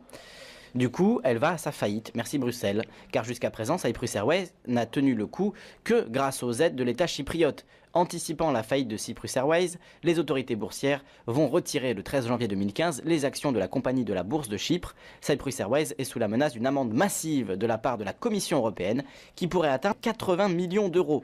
La compagnie, qui emploie environ 500 personnes, pourrait être contrainte au dépôt de bilan si elle devait rembourser les sommes concernées. Alors ça y est, elle s'est mise en... Ça y est, elle est en faillite, hein, c'est officiel. Ça veut dire en faillite, ça veut pas dire forcément qu'elle va disparaître, hein, mais qu'elle va être rachetée par Dieu seul sait qui, hein, ou enfin en général par ou Ryanair, ou enfin je sais qu'il y a plusieurs compagnies qui étaient intéressées. Oui, effectivement, voilà, merci à Corsair, lire le très bon article d'Air Journal sur le sujet. Vous voyez à quoi sert l'Union européenne à supprimer tous les services publics afin de les privatiser par majoritairement des compagnies anglo-saxonnes. Et alors, Monsieur Rohrbacher ajoute une info intéressante. Il a remarqué que le président d'AirAsia, la compagnie dont l'avion vient de se crasher, a vendu il y a une semaine 850 000 actions. Je pense qu'il n'y a pas de hasard. Je pense qu'il y a un délit d'initié là-dessous, c'est-à-dire sur Infowars, le site d'Alex Jones. Moi, ça me rappelle aussi le numéro 2 de la CIA qui avait vendu les actions des compagnies victimes du 11 septembre, la veille du 11 septembre. Hein, c'est dans le livre Bluff Masters notamment. Voilà, autre délit d'initié célèbre. Alors justement, alors pendant que il y a quand même un truc assez extraordinaire, c'est que pendant que c'est ça que j'ai vu, c'est qu'au moment de Noël, parce que c'est marrant de venir, c'était vers le 23 décembre, si mes souvenirs sont bons, 23 ou 24 ou 22 décembre, BFM VC vous faisait des directs live devant le traiteur d'un supermarché. C'est le mec qui te vend, tu sais, du pâté, du jambon, etc. Le mec, ils te font un direct live devant le traiteur. Tu vois, moi, c'est du jamais vu pour moi. Là, je crois que là, on a franchi un cap tout à fait extraordinaire. Les chaînes d'infos. Moi j'aime bien les traiteurs, mais enfin bon, de là à faire un direct live pour nous expliquer que les Français achetaient des trucs pour préparer le repas de Noël, tu vois, je sais pas pourquoi, mais on s'en était douté, tu vois. Non, mais BFM, ils sont spécialistes de ça. Nous sommes ici devant la boucherie où les Français achètent leur... Et bien ici, il a été retrouvé mouru chez lui, chez suicide, où il était responsable des marchés et des produits risques. Hein, voilà, et il venait de différentes banques. C'est tout en haut là, t'es vraiment trop bas. Vas-y, remonte. Elle est immense. Page up. Page up. Ah bah attends, c'est pas l'information qui manque. Hein. Ah non, ça c'est clair, ça c'est clair. Il y a même un peu trop d'infos là pour retrouver le... Non mais c'est la liste des licenciements qui malheureusement... Vas-y, descends maintenant, ouais. descends. Voilà. On va voir la recherche. Page down, voilà, doucement. Hein, voilà. Ah bah non, je sais pas comment tu fais toi. Moi je ne sais pas, ça remonte. Avec ING, il y a beaucoup de choses en fait, c'est ça bon, le bref, problème. Écoute, en tout cas je peux te dire que c'est dans cette semaine-là, hein, donc là t'es trop bas. Et voilà, donc on l'a retrouvé et c'est absolument pas normal parce que son entourage ne le voyait absolument pas déprimé, il n'avait pas de dossier, il n'était pas l'objet de menaces ou d'enquêtes, mais qui sait, hein, voilà. Mais en tout cas, il s'est suicidé. Et donc c'est le 4e ou le 5e banquier ING qui se suicide, hein, et c'est le premier banquier suicidé de 2015. C'est quand même incroyable. Alors que dans la semaine en mois de décembre, tu vois, on a eu Monsieur Thieu Linen, hein, qu'on a retrouvé avec sa femme. En général, les gens se suicident tout seuls, ils se suicident pas ensemble, tu vois. Ça fait pas. Je l'ai retrouvé. Tu l'as? C'est donc ABN AMRO. Voilà, avec déjà une... Ah bah non, je me suis planté, excuse-moi. Voilà, enfin, ING, non mais c'est une banque hollandaise, mais il y a des connexions, hein, parce que je sais plus qui a racheté l'autre ou quelles sont les participations croisées entre ABN et ING. En tout cas, j'ai l'article. Avec déjà une soixantaine de banquiers partis dans la fleur de l'âge, voici que Chris VanEgen, ici s'affiche LinkedIn comme tu l'as donné, aristocrate hollandais très connu, amant d'une actrice hollandaise encore plus connue, et joyeux drille type le loup de Wall Street. Et il a quitté sans prévenir sa fonction de chef des marchés au sein d'ABN AMRO en se suicidant chez lui, alors que rien ne laissait présager une telle action. Selon la presse hollandaise, il avait absolument tout pour être, selon le standard de la bête média, heureux. Femme, voiture, argent, c'est le 4e banquier avec le dossard ABN à être rappelé à Dieu. Notre lectrice Madame Wolf nous a donné l'article de Quotnet ici, donc à lire sur le blog. Merci à elle. Voilà, donc ça fait autant bon, moi je confonds toujours ABN AMRO et ING parce que elles sont très proches, elles sont hollandaises surtout. Mais ça fait beaucoup de banquiers en même temps d'ING et en même temps d'ABN AMRO qui meurent. Beaucoup de banquiers hollandais, oui. Non mais c'est très marrant ça. Hein. Ils vont finir par se rapprocher du score de la JP Morgan, hein, clairement. Hein. Je trouve ça absolument extraordinaire, quoi. Donc ça fait beaucoup de gens. Et alors, tiens, justement, bah, vous avez vu il faut qu'on parle un peu de la Grèce. Hein. Il faut qu'on parle un peu de la Grèce parce que là, justement, j'ai une information que j'avais donnée au mois de décembre, mais qui prend une dimension extraordinaire. Elle est juste en dessous, je ne sais pas si tu la vois. La CIA en action en Grèce. Je l'ai. Hein, il faut changer le vote du 29 décembre. Parce qu'il faut expliquer. Voilà. Qui pilote en arrière-plan ce rapport, regardez bien la suite. Les musées américains, par exemple, peuvent se séparer de certaines pièces de leur collection et les revendre sur le marché. Bref, sous prétexte que le MoMA de New York a vendu quelques toiles, c'est le prétexte d'obliger les musées français à en faire de même. Exactement. Voilà. Pour le grand bonheur des salles de vente anglo-saxonnes. Lisez bien cet article, c'est vraiment très intéressant. Il donne des bonnes raisons de vendre toutes les réserves sous prétexte qu'elles ne sont pas exposées. Après le vol de l'or des pays souverains, la bête à 7 têtes a décidé de s'attaquer aux œuvres d'art. Pourquoi ? Parce que cela permet aussi des artifices comptables encore plus fous qu'avec les fausses estimations actuelles sur l'immobilier. Exactement. Là, soyons très vigilants, car c'est une nouvelle spoliation qui se prépare. Merci dans tous les cas à ces parlementaires français non nommés qui ont passé quelques jours à New York aux frais de la princesse pour établir ce rapport préparant un nouveau grand vol légal des Français sous le vrai prétexte de repayer une dette émise en photocopieuse. En plus. Et si on avait encore un doute sur la loyauté des parlementaires, eh bien là leur traîtrise est clairement exposée, c'est-à-dire donc sur BFM. Voilà, sur BFM, ouais, pour une fois qu'il donne une info. Mais c'est pas par hasard. BFM Business. BFM Business. Et là, moi, je reviens sur Monsieur Cerutti. D'abord, il est le patron de Sotheby. D'abord, alors Monsieur Cerutti, excusez-moi, vous êtes un enfoiré. Et puis en plus là, ça me permet de l'habiller pour l'hiver, elle est bonne. Donc c'est. Est-ce qu'il a un rapport d'ailleurs avec la célèbre remarque? Peut-être bien. Hein. Non, mais attends. Non, mais il défend les intérêts de Sotheby, qui est une société anglaise. En quoi Monsieur Cerutti doit être pris en compte dans un rapport parlementaire qui concerne la France? je rappelle quand même que les parlementaires français sont censés défendre les intérêts des Français. Alors là, déjà, rien que ça, rien que le fait de prendre Monsieur Cerruti, hein, ça va pas, quoi. Il y a quelque chose qui pue dans cette affaire. Et moi, je demande à nos auditeurs d'être extrêmement vigilants. Je sais qu'il y a pas mal de galeristes qui nous suivent, hein, donc vraiment de faire très très attention sur les mouvements, parce que là, c'est une grande spoliation qui se prépare, hein, vraiment. Et d'ailleurs, moi, je pense que les musées là en Arabie Saoudite, le Louvre en Arabie Saoudite, c'est déjà une spoliation, entre nous soit dit. Oui, c'est une spoliation parce que ils n'ont pas construit leur musée pour rien, hein. Qu'est-ce qu'on va faire dans 5 ans? On va leur dire tiens, vous nous ramenez les œuvres, on va vous en prêter d'autres. Hein, on a déjà parlé il y a un mois exactement. Tu as vu? Et ça c'est tombé juste après. D'ailleurs, pourquoi on ne nous propose pas simplement de les prêter, ces œuvres qu'on a dans les réserves? À la limite, on pourrait les prêter contre de l'argent, les récupérer ensuite. Bien sûr. Voilà, ça s'appelle location. Hein, voilà, la location. Et on le fait d'ailleurs déjà en France. Hein, c'est déjà fait depuis longtemps. Les musées négocient avec d'autres musées pour cela. Donc pourquoi ne pas continuer là-dessus? Ça rapporte déjà de l'argent. Tandis qu'une œuvre qu'on a vendue une fois, on peut plus récupérer d'argent dessus après. Une fois qu'elle est vendue, c'est fini. Elle part en collection privée, on la revoit jamais. Voilà. Donc, et comme tu le disais, il faut faire attention aussi à la manière dont on va estimer ces œuvres, parce qu'on le voit en Grèce, la société, le TAIPED, qui s'occupe de gérer la privatisation en Grèce, sous de menaces ou d'enquêtes, mais qui sait, hein, voilà. Mais en tout cas, il s'est suicidé. Et donc c'est le 4e ou le 5e banquier ING qui se suicide, hein, et c'est le premier banquier suicidé de 2015. C'est quand même incroyable. Alors que dans la semaine en mois de décembre, tu vois, on a eu Monsieur Thieu Linen, hein, qu'on a retrouvé avec sa femme. En général, les gens se suicident tout seuls, ils se suicident pas ensemble, tu vois. Ça fait pas. Je l'ai retrouvé. Tu l'as? C'est donc ABN AMRO.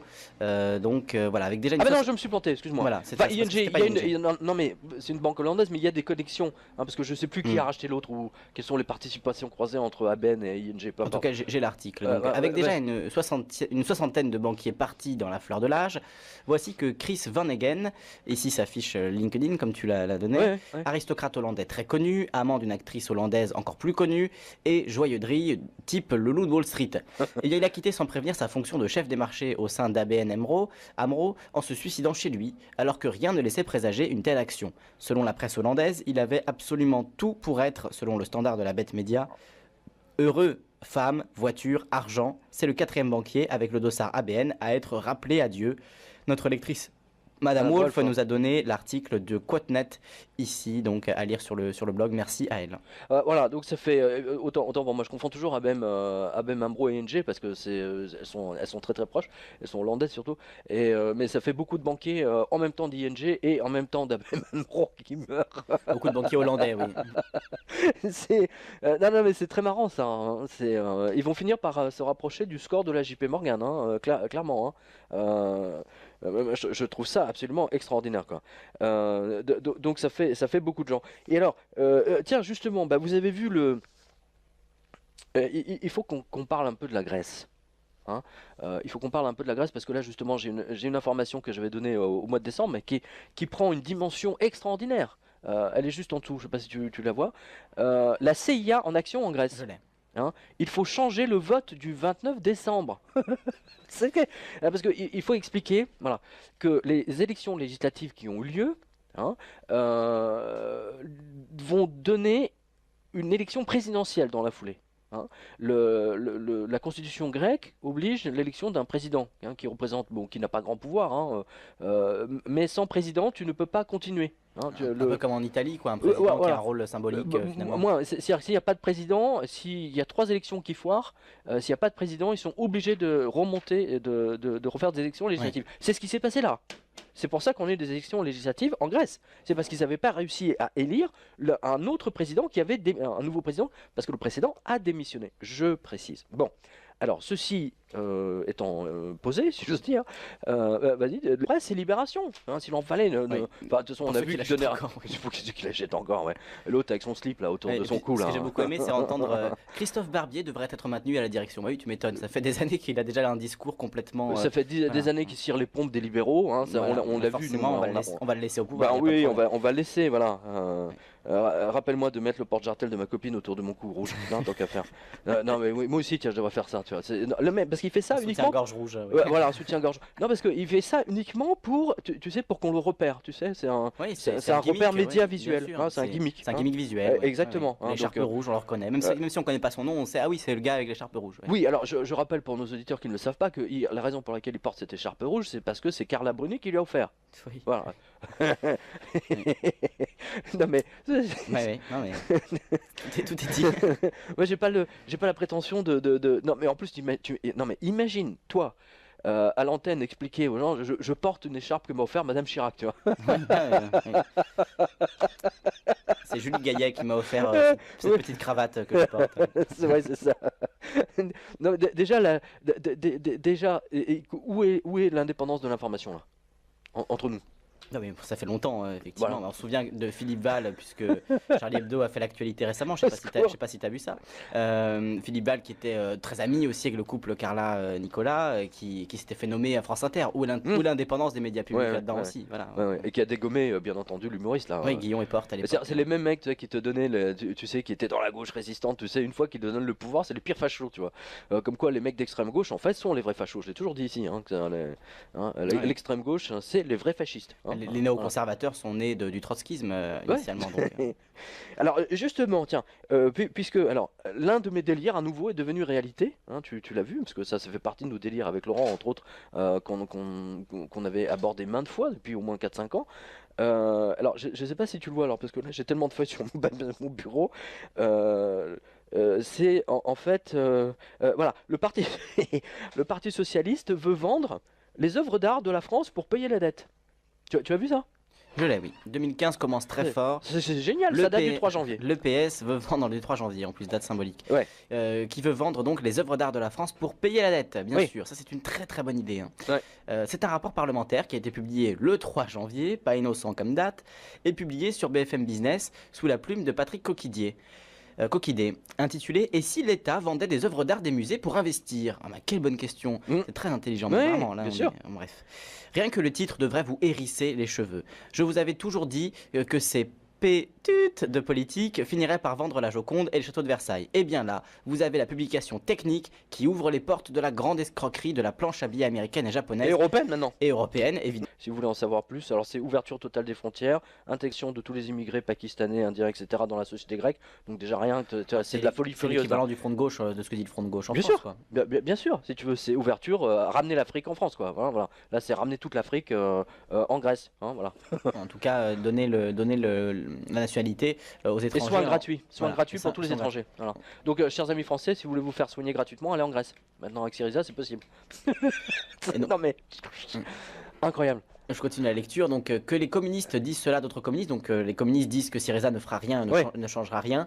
C'est très drôle, mais cela n'augure rien de bon en vérité pour la suite des événements en Grèce. Syriza a vraiment intérêt à tenir sa parole, car dans le cas contraire, les Grecs risquent de mettre le feu à tous les partis politiques, sauf à Obdoré, et iront sortir Michaloudakis de sa cellule pour lui donner les rênes du pays. Et là, effectivement, on est dans le cas hitlérien à 100%. 100%. Ah là, on est dans c'est le dernier. N'oubliez jamais ça. Cette configuration des votes pour les députés d'Adolf Hitler à l'époque, c'était en fait ils avaient brandi la menace communiste. Hein, bien sûr. C'est très intéressant. Le hashtag, bien sûr. Et qu'est-ce que c'est la victoire de Syriza? C'est la victoire de le retour des communistes en Europe. C'est quand même incroyable que personne ne l'ait vraiment souligné. Hein, d'ailleurs, tu remarquais que Mélenchon, jamais, très rarement, il a prononcé le terme communisme. Il n'a même pas dit, non. Il a jamais dit. Il dit la gauche radicale, la gauche critique. C'est ça. Dans ce cas-là, on pourrait parler des nazis, tu sais, on parlait de comment on pourrait un mot politiquement correct, un truc politiquement, c'est la droite la droite radicale. Oui, droite radicale. Droite radicale, c'est pas mal. Droite radicale, voilà. La droite radicale, c'est le mot politiquement correct pour ne pas dire facho, quoi. Sympathisant national-socialiste. Sympathisant national-socialiste. Avec des sympathies national-socialistes, voilà. Ouais, tout à fait, c'est marrant ça. C'est vrai qu'en France aussi, on le dit plus pour Obdoré, mais c'est vrai que Syriza.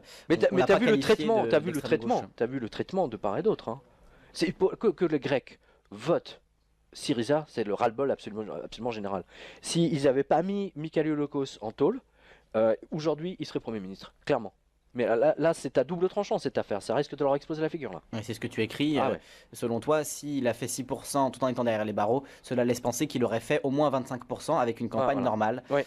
Donc voilà, les résultats donc, dans la nuit de l'élection. L'abstention presque 40%, parce que c'est un chiffre qui n'a pas été donné ça aussi. Je sais pas si tu as remarqué. Bah justement, c'est pour ça que je l'ai donné moi. Voilà, exactement. Nous, on l'a cherché aussi dimanche soir. On était à la radio avec Florent et on a parlé de l'élection en direct. Et on a eu beaucoup de mal à trouver le chiffre de l'abstention. Et il est tombé effectivement vers 3h, 4h du matin. Avant, c'était dur de le trouver. Donc voilà, l'abstention 40%, ce qui un chiffre qui en dit beaucoup quand même, parce que finalement il y a eu autant d'abstention que de votes pour Syriza. On peut le voir comme ça aussi, même un peu plus. Donc voilà. Ils avaient le choix entre la peste et le choléra, donc là 40% des Grecs ont décidé de ne pas aller voter. Oui, donc voilà. 40% n'ont pas